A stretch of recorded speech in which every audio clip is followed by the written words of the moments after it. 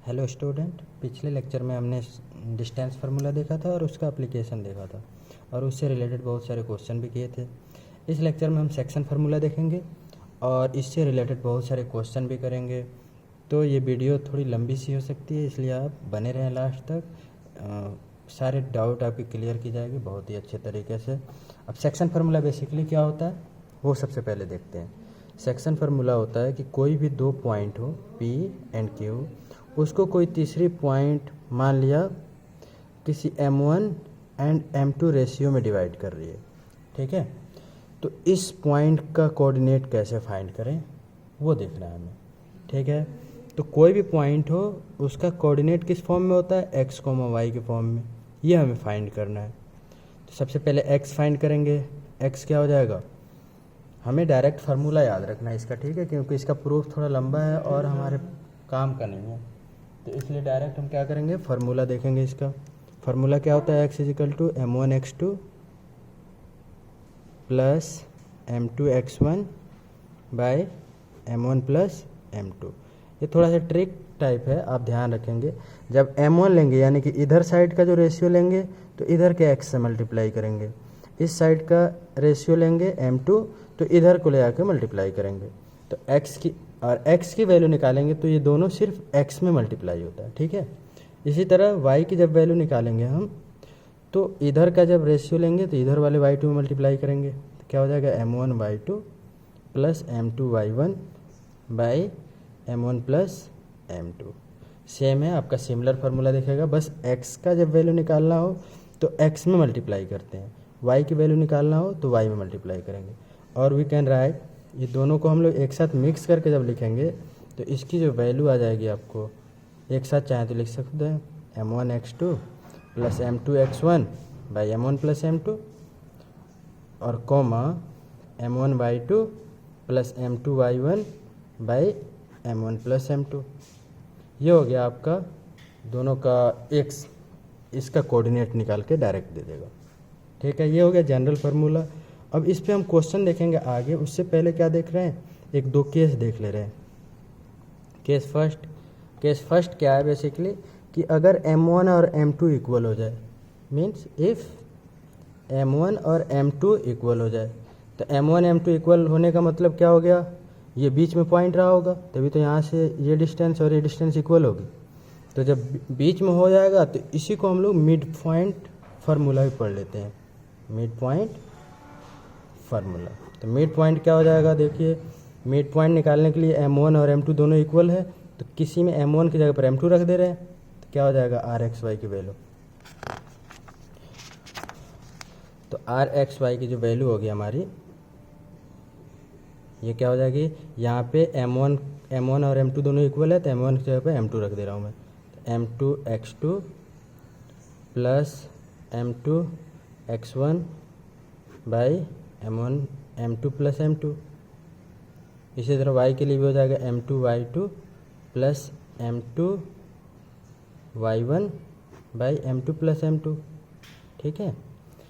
अब देखिए ऊपर से m2 कॉमन आ रहा है, कॉमन ले लो, क्या बचेगा x1 प्लस x2, नीचे क्या हो जाएगा 2m2, कॉमा इधर से भी m2 कॉमन ले रहे हैं तो ये हो जाएगा y1 plus y2 by 2m2, ठीक है।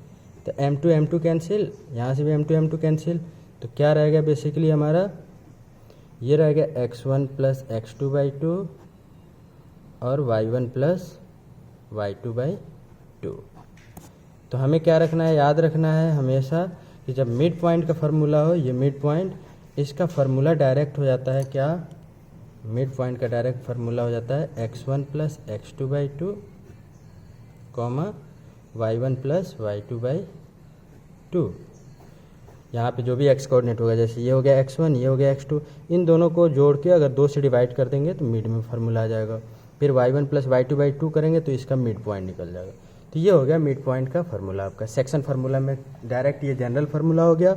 जनरल फार्मूला क्या हो गया, कोई भी पॉइंट किसी दो पॉइंट को m1:m2 रेशियो में डिवाइड कर रही है तो इसका कोऑर्डिनेट क्या होगा, ऐसे निकाल लेंगे। और m1 और m2 इक्वल रखेंगे तो मिड पॉइंट का फार्मूला निकल के आएगा। आप ये नहीं भी ध्यान रखेंगे तो कोई दिक्कत नहीं है, ये मेन पॉइंट है आपका, ये ध्यान रखना, मिड पॉइंट जब भी निकालना होगा तो x1 plus x2/2 y1 plus y2/2 कर देंगे।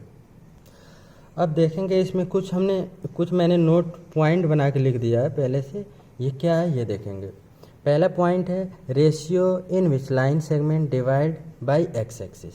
ठीक है, एक कोई लाइन सेगमेंट है पी और क्यू से जो लाइन बने होगी उसको लाइन सेगमेंट बोलते हैं, 2 पॉइंट से जोड़ने वाली लाइन को लाइन सेगमेंट बोलते हैं। अब कह रहा है कि ये लाइन सेगमेंट एक्स एक्सिस से डिवाइड हो रही है।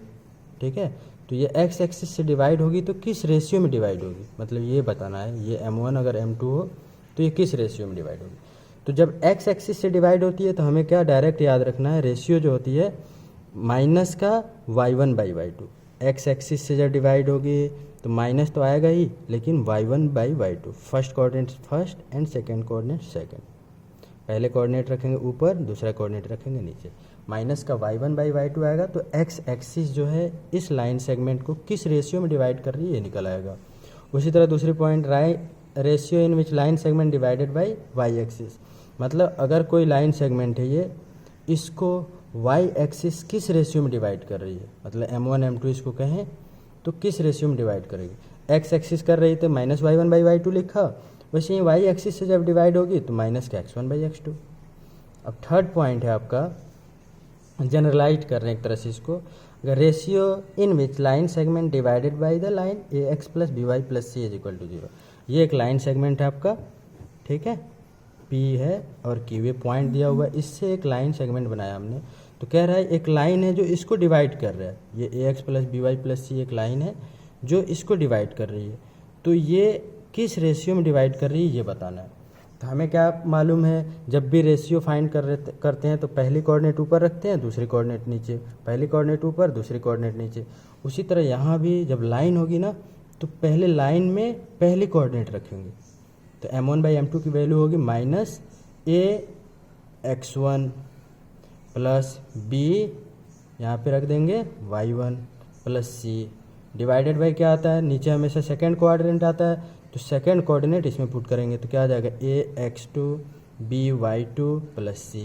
ये जो रेशियो निकल के आएगा वो रेशियो क्या देगी वैल्यू, कि ये लाइन इस सेगमेंट को किस रेशियो में डिवाइड कर रही है ये निकल के आ जाएगा। छोटा सा प्रूफ देख ले रहे हैं हम लोग कि आखिर में ये हुआ कैसे। इसके लिए एक मैं ये पहला करके दिखा दे रहा हूँ, बाकी सेम वैसे ही है, आप खुद देख सकते हैं। तो क्या है, मैंने एक लाइन सेगमेंट बना लिया, एक्स पी क्यू से एक लाइन बन रही है, पी का कोऑर्डिनेट मान लिया x1, y1 और q का कोऑर्डिनेट मान लिया x2, y2। मान लिया एक्स एक्सिस से डिवाइड हो रहा है, तो एक्स एक्सिस से डिवाइड होने का मतलब क्या हुआ, इस लाइन सेगमेंट को एक्स एक्सिस डिवाइड कर रही है। तो एक्स एक्सिस पे जहाँ भी देखेंगे वहाँ सारे जगह y की वैल्यू 0 होती है, पिछले लेक्चर में बता रखा हूँ मैं। तो जब y की वैल्यू 0 होगी तो x तो कुछ भी हो सकता है, लेकिन y की वैल्यू तो 0 होनी है, ये पक्का है। तो जो भी नोन होता है ना, यहाँ पे क्या y की वैल्यू 0 नोन है, इसको हम लोग यूज़ करके बाकी सारे पैरामीटर फाइंड करते हैं किसी भी क्वेश्चन में। जब हमेशा पहले हम लोग उस पोर्शन पे अटैक करते हैं जो गिवन होता है। तो यहाँ पे एक्स एक्सिस कहने का मतलब क्या है, y की वैल्यू 0 गिवन है, ठीक है। हमें फार्मूला याद है किससे, सेक्शन फार्मूला से, कि y की वैल्यू जो होती है, ये सेक्शन फार्मूला क्या होता है, x की वैल्यू ये होती है और y की वैल्यू ये होती है। तो y की वैल्यू होती है m1/y2 plus m2/y1/m1 plus m2, ठीक है। तो y की वैल्यू ये हो गई, हमने फार्मूला लिख लिया। अब क्वेश्चन के अकॉर्डिंग y की वैल्यू 0 है, y की वैल्यू 0 पुट कर दिया, क्रॉस मल्टीप्लाई करेंगे इधर, तो ये तो जाके 0 बच जाएगा, खाली ये रहेगा, ये तो 0 मल्टीप्लाई हो गया, बच क्या गया m1/y2 plus m2/y1 plus m1/y2। एक को इधर लाया, ऐसे सोल्व करेंगे तो हमारी क्या आ गई, m1/m2 की वैल्यू जो आ गई माइनस y1/y2।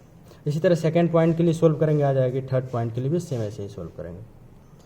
अब इस पर एक क्वेश्चन हम लोग देख रहे हैं, बहुत ही बेसिक से क्वेश्चन है और एनसीईआरटी की जो पहली क्वेश्चन होगी उससे रिलेटेड क्वेश्चन है, सेम क्वेश्चन नहीं है, बस उसमें डेटा चेंज है। क्या है, find the coordinate of point which is divides the line segment joining the इतना, मतलब इन दोनों पॉइंट से जो ज्वाइन करने वाली एक लाइन सेगमेंट बन रही है आपकी, ये P हो गई 4, -1, एक Q हो गई -2, -3।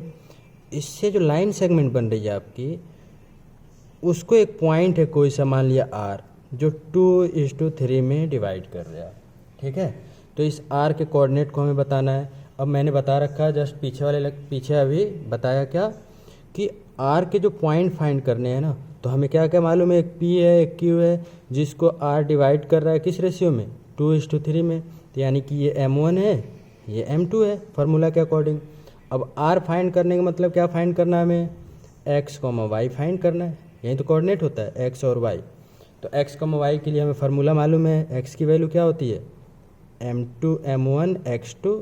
जब M1 लेते हैं तो X2 लेते हैं इधर से, plus M2 X1 divided by M1 plus M2। ठीक है, तो x की वैल्यू क्या हो गई हमारी, M1 कितना है 2, X2 कितना है -2, प्लस M2 कितना है 3, X1 कितना है 4 डिवाइडेड बाई 2 प्लस 3। तो क्या हो गई वैल्यू x की हमारी, 2 2 जा -4 प्लस 12/5। तो x की वैल्यू जो आ गई हमारी 12 - 4 8/5। ठीक है, इसी तरह y कोऑर्डिनेट फाइंड करेंगे हम। y कोऑर्डिनेट क्या होता है, y की वैल्यू हमें फार्मूला याद है, सिर्फ यहाँ x के जगह पे y रिप्लेस कर देंगे, y फाइंड करना है तो क्या हो जाएगा, M1 Y2 plus M2 Y1 by M1 plus M2। ठीक है, ये फार्मूला हो गया। तो M1 कितना है यहाँ से 2, Y2 कितना है -3, तो 2 इंटू -3 प्लस M2 कितना है 3 इंटू Y1 कितना हो गया -1 डिवाइडेड बाई 2 प्लस 3। तो क्या हो गई वैल्यू हमारी, -6 -3 डिवाइडेड बाई 5, यानी कि -9/5। तो इस हिसाब से जो हमारा r का कोऑर्डिनेट आ गया x, y, इसकी वैल्यू क्या आ गई 8/5, -9/5। ये हो गया आंसर। तो जब भी आपका रेशियो वाला क्वेश्चन आएगा तो इसमें क्या होगा, जो फार्मूला है या तो ये रेशियो दिया होगा तो इसका पॉइंट पूछा जाएगा, जैसे हमने x और y की वैल्यू निकाला। अदरवाइज ये पॉइंट दे देगा तो फिर रेशियो पूछा जाएगा। ठीक है, इस टाइप के भी क्वेश्चन बहुत सारे देखेंगे हम लोग नेक्स्ट लेक्चर में। अगले लेक्चर में आप ज़रूर ज्वाइन कीजिएगा, क्योंकि उस लेक्चर में ज़्यादा से ज़्यादा क्वेश्चन मैं कवर करूँगा जो NCERT के सारे क्वेश्चन होंगे और इम्पोर्टेंट क्वेश्चन होंगे। और इस फार्मूला जो हमने पीछे फार्मूला पढ़ा उसके बेस्ट पे क्वेश्चन होंगे बहुत सारे। ठीक है, थैंक यू। वीडियो को अगर वीडियो आपको पसंद आए तो सब्सक्राइब करें, कमेंट करें और ज़्यादा से ज़्यादा शेयर करें अपने दोस्तों में, ताकि ज़्यादा से ज़्यादा स्टूडेंट इसका फ़ायदा उठा पाएँ। और बेल आइकन को ज़रूर दबाएं और कमेंट सेक्शन में कमेंट करके बताएं आपको वीडियो कैसी लगी। और पिछले लेक्चर आपको देखने के लिए आप डिस्क्रिप्शन में लिंक दे रखा हूँ, लिंक पे आप क्लिक कीजिए और पिछला लेक्चर भी देख सकते हैं आप। अदरवाइज मैं तो रिकमेंड करूँगा कि आप सारे वीडियो एक एक करके देखें, ताकि ज़्यादा से ज़्यादा बेहतर समझ पाएँ। मैं बेसिक से ले जा रहा हूँ और इसको मैं IIT तक आपको ले जाऊँगा, जो 11th 12th भी कवर करूँगा इसमें। Okay, thank you.